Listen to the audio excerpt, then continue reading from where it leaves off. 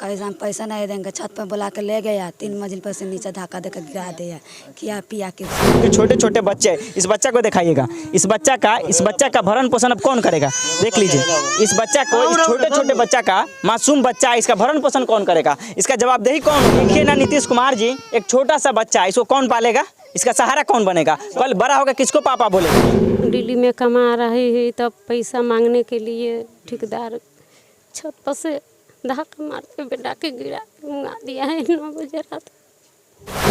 मजदूरों को हरदम सताया जाता है। आज संतोष कुमार जिंदा रहते तो अपना बहन का शादी करते, एक बूढ़ा बाप है उनका सहारा बनते। आज मजदूरों को हर जगह से तरपाया जाता है। उस दिन भी यही हुआ था कि उनको 3 मंजिल से ढकेल दिया गया था। बात कहा जा रहा था कि जिंदा है आपका बच्चा। यहाँ तक ले एक पैसा जो था ना उनके गार्जियन से भेजा गया है उनके इलाज के लिए। पैसा नहीं देता है, वही पर 3 माला बस धकेल दिया। कानूनी प्रक्रिया नहीं होने दिया, और यहाँ तक कि एम्बुलेंस में आने के लिए भी साथ में कोई भाड़ा वगैरह कुछ नहीं दिया। गरीब परिवार का बच्चा है, कोई देखने सुनने वाला नहीं, किसी तरह वह एम्बुलेंस भाड़ा करके और लाश लेकर के यहाँ आया। साल भर से कमैनी रख रहा है, जो पैसा मांग रहा है, पैसा नहीं दे रहा है, उस ऊपर से जाकर धकेल दी जाओ। एक बार फिर से बिहार का मजदूर दिल्ली में ठेकेदार के चलते उनका जान चला गया, इस दुनिया को छोड़ के चला गया। उनका छोटे छोटे 2 बच्चे भी है, बीबी है, घर परिवार सब कुछ है। बताया जा रहा है कि ठेकेदार की लापरवाही से संतोष कुमार का जान चला गया। दिल्ली में मजदूरी करते थे, बिहार में काम नहीं मिलने की वजह से अपने घर के भरण पोषण के लिए दिल्ली में जाकर मजदूरी करते थे। उनके दरवाजे पर पहुंचे हैं, कुछ ही समय में लाश यहाँ पे पहुंचेगा। जिनके घर में यह हादसा होता है तो आप सोच सकते हैं कि किस विपत में वह समय गुजरता है। उनकी भी बस उनकी पत्नी भी है, पिताजी भी है, बेबस खड़े हैं, बेबस रो रही है, और तमाम गांव के लोग यहाँ पर आए हुए हैं इस चीज़ को देखने के लिए कि संतोष इस दुनिया को कैसे छोड़कर चला गया। लोग यहाँ पे बता रहे हैं कि साल भर से उनको घर दिल्ली से नहीं आने दिया जा रहा था। उनकी पत्नी भी है। यह हादसा कैसे हुआ? कैसे हो गया हादसा? साल भर से कमा रहा है, मालिक पैसा नहीं दे, 3 माला पर से गिर गया ना, धकेल दिया है। अच्छा, मालिक पैसा नहीं दे रहा था ना, 3 माला पर से धक्का दे दिया। 9 बजे के आती है कहानी। 9 बजे आज 9 बजे 9 बजे रात के। 9 बजे रात के। आप लोगों को कैसे पता चला कि घटना घर के 9 बजे रात के? कौन बताया? कौन शांत कौन बताया कैसे हो गया? उधर से फोन किया। उधर से फोन किया? कौन फोन किया था? ठेकेदार फोन किया था। हाँ। क्या बोल रहा था? बोलिए, कौन क्या बोला था? जब फोन किया उधर से तो आपको क्या सूचना मिला? क्या बोला उधर से? ठेकेदार के परिवार फोन। ठेकेदार के परिवार फोन किया कि आपके पति छत से गिर के मर गए। छत पर से गिर के मर। अच्छा, कितना दिनों से दिल्ली में काम कर रहे थे? साल भर से। साल भर के बीच में अभी यहाँ आए थे कि नहीं आए थे? नहीं आते। आप लोगों से बात होता था फोन पे? हाँ। कोई दिक्कत को तो बताते थे कि यहाँ पे कोई हमको टॉर्चर करता है, परेशान करता है? पैसा नहीं देता है, वही पर 3 माला बस धकेल दिया। 3 माला पर से धकेल दिया, पैसा नहीं देता था? पैसा नहीं देता। आपका नाम क्या हुआ? लीलम कुमार। आप उनके पिताजी हुए? क्या नाम है आपका? विनोद दास। कैसे हुआ ये हादसा?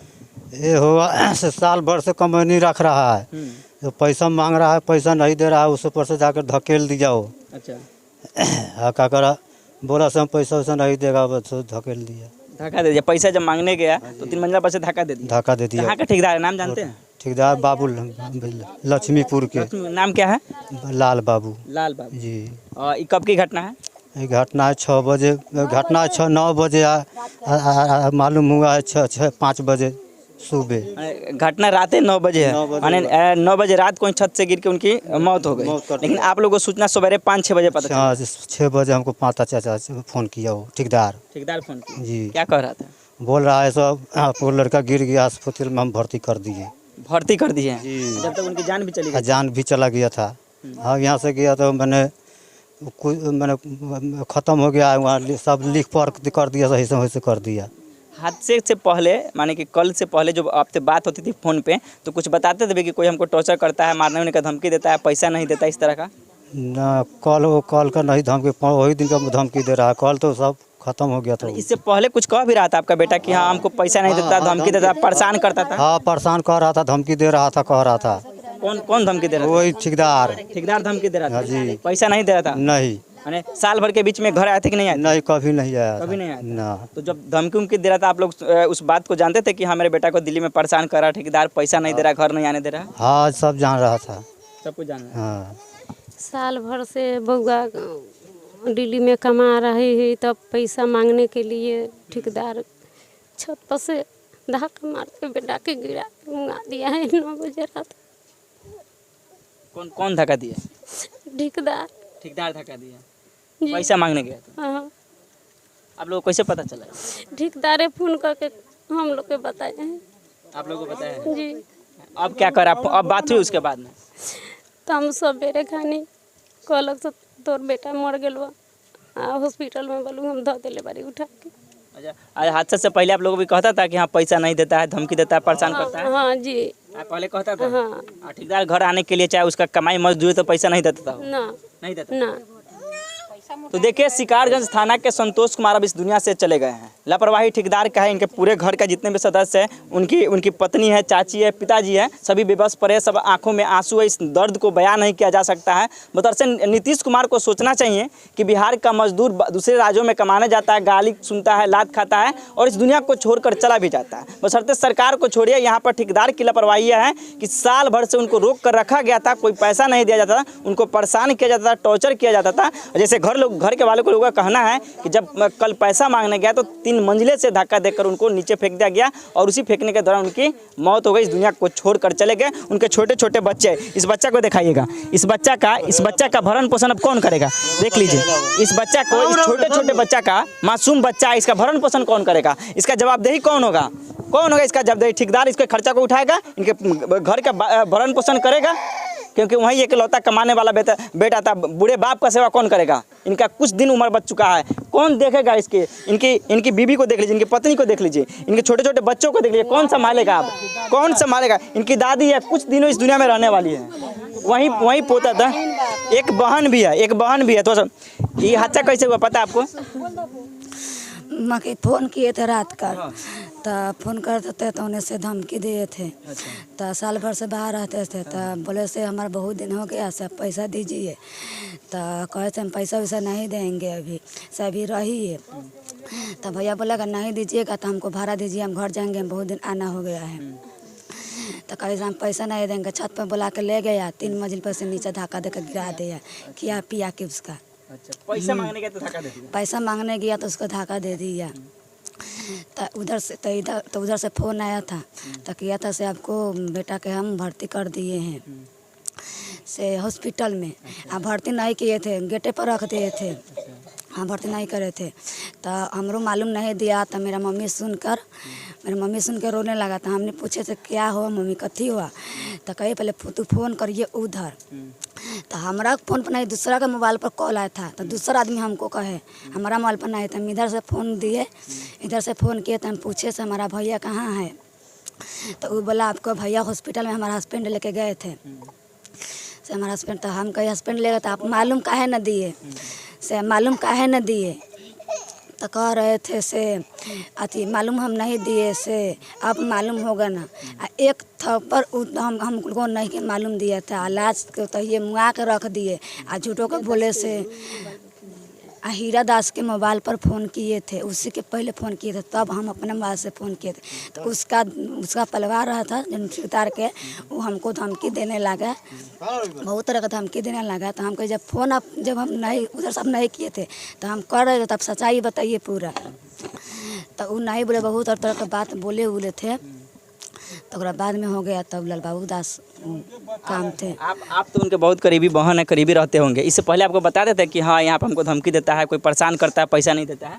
हाँ बता रहे थे, भले वही दिन बात किए थे, जिस दिन घटना हुए थे ना, वही दिन बात किए थे।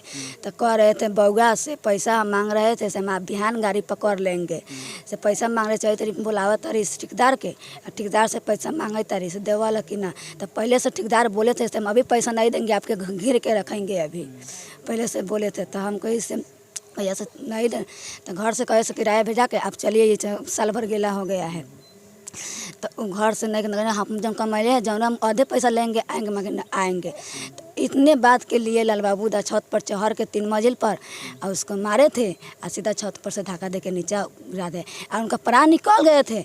माँ की वो झूठों के कहे से जिंदे है और अपना घरे से झूठों का मलहम पट्टी कर दिए और झूठों के वजह से हॉस्पिटल में हो गया था। आप लोगों को बताया था कि इलाज हॉस्पिटल में चल रहा है? हाँ, हम लोग के बता रहे थे हॉस्पिटल में इलाज चल रहा था। इलाज नहीं हुआ, गेट पर जाकर रख दिया, मरला से जाकर गेट पर रख दिया था। हम लोग के बोले सका इलाज हम चला रहे हैं अपना तरफ से और नहीं कुछ इलाज नहीं, एगो सुइयो भी नहीं, एगो दावो भी नहीं, कुछ नहीं हुआ था। तो देखिए एक संतोष कुमार इस दुनिया को छोड़कर चले गए। उनके छोटे छोटे 2 बच्चे हैं, बहन है, कुमार बहन है। इसका रिस्क कौन लेगा? इसका शादी ब्याह कौन कराएगा? इसका घर परिवार कौन चलाएगा?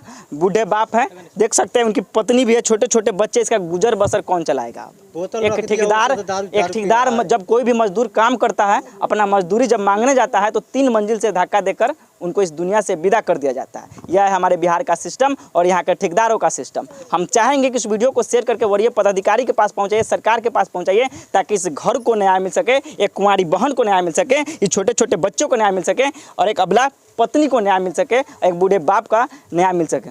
आपका नाम क्या हुआ? मेरा नाम राम बाबू दास है। राम बाबू दास है। आपका घर यहीं है? ये इसी गांव में है। हादसा कैसे हुआ? ये ऐसे पता चल रहा है सुबह से हम लोगों को कि संतोष कहीं छत पर से गिर के मर गया है। तो हम लोगों को गांव में तहकीकात किए, पता किए तो ऐसा सुनने में आ रहा है कि जो ठेकेदार बुला करके ले गया, साल भर से उसको घेर के रखा था, पैसा मांगता था कि हमको दे दीजिए जाने के लिए। ठेकेदार बुला कर ले गया था काम करवाने के लिए साल भर पहले। अच्छा, ठीक।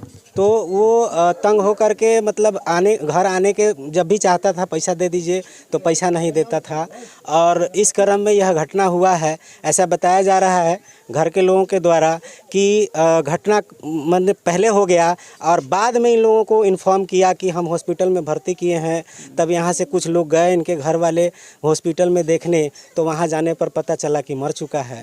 तो ठेकेदार वहाँ से गायब है, फरार है और वहाँ मतलब गांव के कोई सगे संबंधी ज़्यादा लोग नहीं थे, जिसके चलते डरा धमका करके लाश को किसी तरह से मतलब कोई कानूनी प्रक्रिया नहीं होने दिया।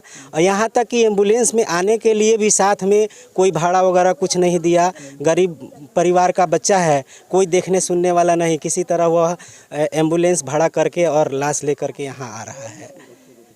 तो सुनिए, एक बिहार के संतोष कुमार को गुलाम बनाकर यहीं का आदमी, यहीं का ठेकेदार दिल्ली में काम करवाने के लिए ले जाते हैं और वहां पर साल भर से उनको हाईजेक करके घेर कर रख कर काम करवाते हैं और मजदूरी मांगने पर टॉर्चर भी किया जाता है। और अंततः कल जब मजदूरी मांगने गए तो उनको 3 मंजिल पर ले जाकर, जैसे यहाँ के लोग बता रहे हैं, ग्रामीण बता रहे हैं, उनके घर के सदस्य बता रहे हैं, बहन बता रही है, पत्नी बता रही है और एक बूढ़ा बाप बता रहा है, जिस हिसाब से 3 मंजिल पर ले जाकर धक्का देकर उनको दुनिया से विदा कर दिया जाता है। जिस तरह हम चाहेंगे जी, जिस तरह से सरकारी हॉस्पिटल में उन ले गए, उसको तो प्राइवेट हॉस्पिटल में अगर मौका इमरजेंसी कोई ज़्यादा हो जाता है तो उनको तो पहले प्राइवेट हॉस्पिटल में ले जाना चाहिए और सरकारी हॉस्पिटल में उसको एडमिट करा करके ठेकेदार वहाँ से फरार हो जाता है। ये तो सबसे बड़ी घटना वाली बात होती है। उसको तो रह करके पहले इलाज करवाना चाहिए और गाँव समाज के जिस तरह से आदमी पहुँचा उतना पहले ही फरार हो गया था। उसको अगर ले गया हॉस्पिटल में तो पहले सरकारी छोड़ करके प्राइवेट में कराना चाहिए और सरकारी में देखने वाला उसको 2 दिन तक बेड नहीं मिला।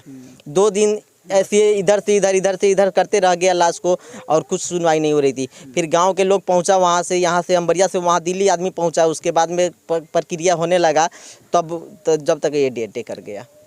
तो बताइए, 1000 किलोमीटर दूरी तय करके उनके घर से लोग दिल्ली पहुंच जाते हैं, लेकिन वहाँ के ठेकेदार उस बेबस आदमी का इलाज नहीं कराते हैं। दरमियान कुछ ये भी बता रहे हैं कि जब 3 मंजिला से गिरा तो मर चुका था संतोष कुमार, लेकिन फिर भी सही सूचना घर वालों को नहीं दिया, रोक कर रखा गया समय को। बशर्ते उसके बाद उनकी पत्नी फ़ोन करती है और यहाँ पर बताती है और उनकी बहन जब बात करते धमकी भी दिया जाता है और उनका इलाज भी नहीं कराता। जैसे ग्रामीण लोग अभी बता रहे कि वहाँ से चलने के लिए, एम्बुलेंस से लाश को बिहार लाने के लिए खर्चा भी नहीं दिया जाता है। और यहाँ से इनके घर वाला दिल्ली पहुँच चुके हैं और लाश को लेकर कुछ ही क्षणों में इनके घर पर पहुँचेंगे और यहाँ क्या होगा बस संतोष कुमार इस दुनिया को छोड़कर चले गए, न उनके घर परिवार को कोई देखने वाला है। एक कुमारी बहन है, छोटे छोटे 2 बच्चे जो अभी दूध भी पीता है, उनकी पत्नी भी, एक बूढ़े बाप भी है। अब इनका सहारा कौन बनेगा? वीडियो शेयर कर जल्द से जल्द सरकार के पास और बड़े से बड़े अधिकारियों के पास पहुंचाइए, ताकि संतोष कुमार के परिवार को न्याय मिल सके और वैसे ठेकेदार पे सख्त से सख्त कार्रवाई हो, ताकि ऐसा कदम उठाने से पहले 100 बार सोचना पड़े। मजदूरों को हरदम सताया जाता है, मजदूरों को हरदम सताया जाता है। आज संतोष कुमार